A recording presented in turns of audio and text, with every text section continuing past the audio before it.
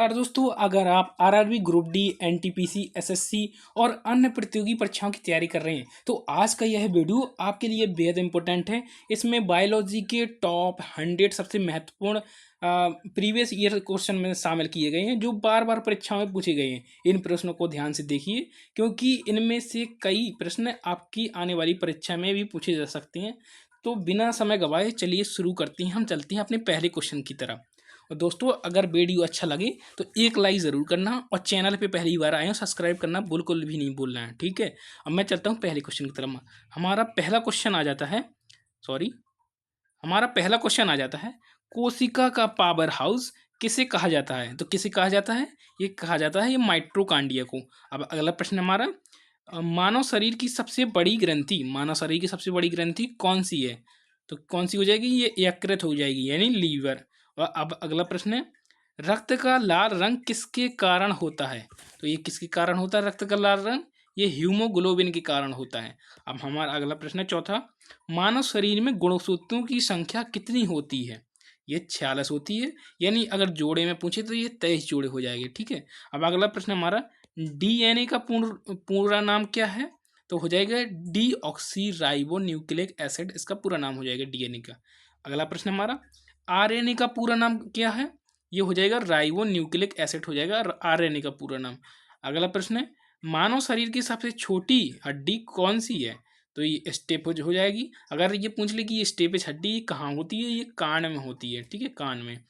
अगला प्रश्न हमारा, शरीर की सबसे लंबी हड्डी कौन सी है? तो ये फीमर हो जाएगी। अगर आपसे पूछ ले ये फीमर कहाँ होती है, ये जंघा में होती है यानी जांग में, ठीक है। अगला प्रश्न हमारा, रक्त का थक्का जमाने में कौन कौन सहायता करता है? ये प्लेटलेट्स करती हैं, ठीक है। और विटामिन के इसमें जो विटामिन पूछा जाए तो के इसमें काम करता है रक्त के थक्का जमाने में, ठीक है। अब अगला प्रश्न हमारा आ जाता है 10वां, रक्त का तरल भाग क्या कहलाता है?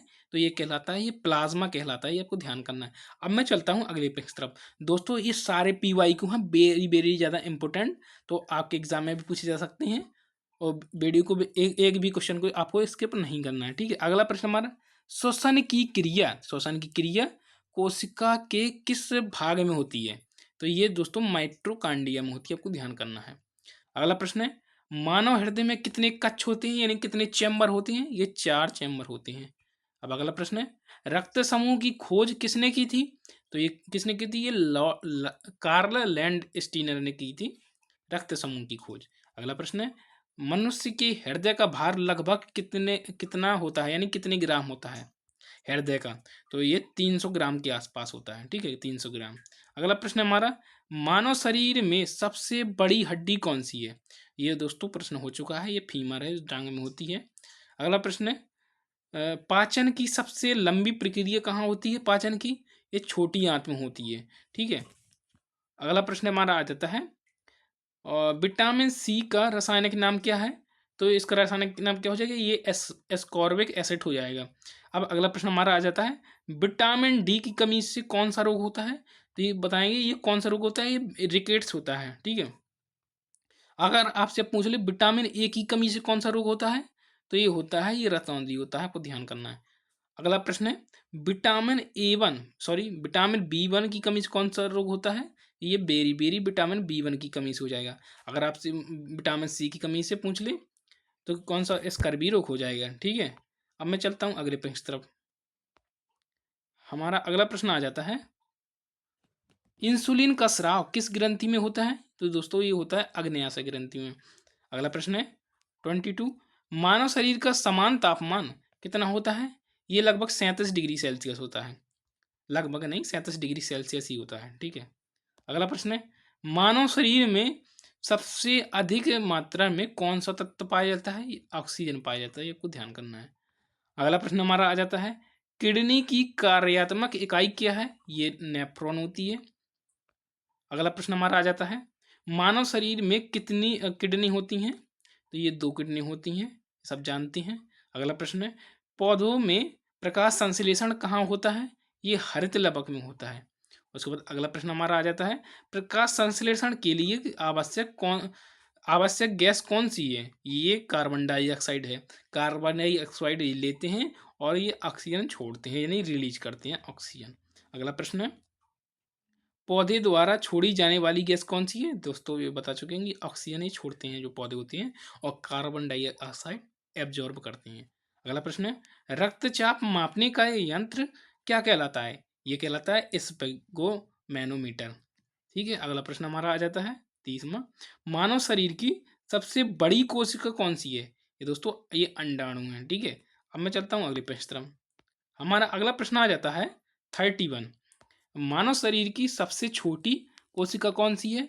तो ये कौन सी हो जाएगी? ये शुक्राणु हो जाएगी। दोस्तों बता दूं कि अभी तक आपने चैनल सब्सक्राइब नहीं किया तो चैनल को सब्सक्राइब करना, वीडियो अच्छा लगे तो फटाफट एक लाइक जरूर कर दें, और वीडियो को एंड तक जरूर वॉच करना है क्योंकि सारे इंपोर्टेंट हैं, एक भी आपको क्वेश्चन को स्किप नहीं करना है। अगला प्रश्न है, हड्डियों और दांतों के लिए आवश्यक तत्व कौन सा है? ये कैल्शियम होता है। ठीक है, अगला प्रश्न है, मनुष्य में रक्त का पीएच कितना होता है? ये 7.4 होता है। 7.4 रक्त का पीएच मान होता है। अगला प्रश्न है, श्वेत रक्त कणिकाएं कणिकाओं का मुख्य कार्य क्या होता है? ये रोग प्रतिरोध क्षमता है, इसका मुख्य कार्य होता है। ठीक है, अगला प्रश्न है, लाल रक्त कणिकाओं का जीवन काल कितना होता है? तो कितना होता है? ये 120 दिन होता है, आपको ध्यान करना है। अगला प्रश्न है, मानव शरीर में रक्त की मात्रा लगभग कितनी होती है? ये लगभग 5 से 6 लीटर होती है, आपको ध्यान करना है। ये वेट के हिसाब से होती है, अलग अलग वेरी करता है क्योंकि उसका वजन कितना हो उस हिसाब से ये थोड़ा सा चेंज हो जाती है। बेसिकली ये 5 से 6 लीटर होता है। ठीक है, उसके बाद अगला प्रश्न है, मनुष्य में पाचन की शुरुआत कहाँ से होती है? ये मुख से होती है। उसके बाद अगला प्रश्न है, लार में पाया जाने वाला एंजाइम कौन सा है? ये टायलिन एंजाइम हो जाएगा। अगला प्रश्न है, मानव शरीर की सबसे बड़ी धमनी यानी सबसे बड़ी धमनी कौन सी है? ये महाधमनी हो जाएगी। ठीक है, महाधमनी यानी कि ऑर्टा। उसके बाद अगला प्रश्न हमारा आ जाता है, हृदय की धड़कन नियंत्रण करने वाला प्राकृतिक पेसमेकर यानी पेसमेकर कौन है? ये हो जाएगा ऐसे नोट हो जाएगा। अब चलता हूँ मैं अगले प्रश्न तरफ। हमारा अगला प्रश्न आ जाता है यानी 41वां प्रश्न, मानव शरीर में पसलियों के कितने जोड़े होते हैं? तो कितने जोड़े होते हैं? ये 12 जोड़े होते हैं। अगला प्रश्न है, नेत्र का रंग किस भाग से निर्धारित होता है? ये होता है आइरिस से होता है। ठीक है, अगला प्रश्न हमारा 43, सुनने की क्रिया किस अंग द्वारा होती है? ये कर्ण से होती है, सब जानते हैं। अगला प्रश्न है, मानव शरीर में सबसे बड़ी मांसपेशी कौन सी है? सबसे बड़ी मांसपेशी ये ग्यूटियम हो जाएगी और मैक्सिमस, ग्यूटियम मैक्सिमस, आपको ध्यान करना है, मानव शरीर में सबसे बड़ी मांसपेशी। अगला प्रश्न, त्वचा की बाहरी परत क्या कहलाती है? ये एपिडर्मस कहलाती है। वेरी वेरी इंपोर्टेंट लगा, तो बहुत बार पूछा गया है, पूछे तो सारे गए हैं लेकिन ये आप इंपोर्टेंट लगा सकते हैं। ठीक है, अगला प्रश्न है 46, मानव शरीर का सबसे बड़ा अंग कौन सा है? ये त्वचा हो जाएगा। अगला प्रश्न हमारा आ जाता है 47, पौधों में जल का परिवहन किस ऊतक द्वारा होता है? ये जाइलम द्वारा होता है। अब अगला प्रश्न आ जाता है 48, भोजन का परिवहन किस ऊतक द्वारा होता है? तो ये फ्लोएम हो जाएगा। अब अगला प्रश्न हमारा, मेंडल को किस नाम से जाना जाता है? मेंडल को किस नाम से जाना जाता है? तो ये जाना जाता है आनुवंशिकी के जनक के नाम से जाना जाता है। अगर आपसे पूछे आनुवंशिकी के जनक कौन है, ये मेंडल हो जाएंगे। अगला प्रश्न हमारा यानी 50, जीवों का वैज्ञानिक नामकरण पद्धति किसने दी? ये दी थी कैरोलस लीनियस ने दी थी। ये वेरी वेरी इंपोर्टेंट, आपको ध्यान करना है। अब मैं चलता हूँ अगले प्रश्न तरफ। हमारा अगला प्रश्न आ जाता है 51वां प्रश्न। ठीक है, मानव शरीर में सबसे अधिक पाई जाने वाली धातु कौन सी है? ये हो जाएगी एक कैल्शियम हो जाएगी। अगला प्रश्न, अब कोशिका की खोज किसने की थी? अगर पूछ लिया आपसे, ये रॉबर्ट हुक ने की थी। अगला प्रश्न है हमारा, डीएनए की द्विकुंडलित संरचना किसने बताई? ये बताई थी वाटसन और क्रिक ने बताई थी, आपको ध्यान करना है। अब अगला प्रश्न आ जाता है, एड्स किस वायरस से होता है? ये HIV वायरस से होता है। ठीक है, अगला प्रश्न है, कोविड-19 किस प्रकार के जीव से होता है? ये वायरस से होता है। ठीक है, अगला प्रश्न है, टीबी रोग किस जीवाणु से होता है? ये होता है माइकोबैक्टीरियम ट्यूबरक्लोसिस से होता है, ये आपको ध्यान करना है। अगला प्रश्न है, मलेरिया किसके द्वारा फैलता है? ये मादा इन्फ्लूएंजा मच्छर के द्वारा फैलता है, मादा इन्फ्लूएंजा मच्छर के द्वारा। अगला प्रश्न है, डेंगू किस मच्छर से फैलता है? ये एडीज मच्छर से फैलता है। ये भी दोनों क्वेश्चन बार बार पूछे गए, आपको ध्यान करना है।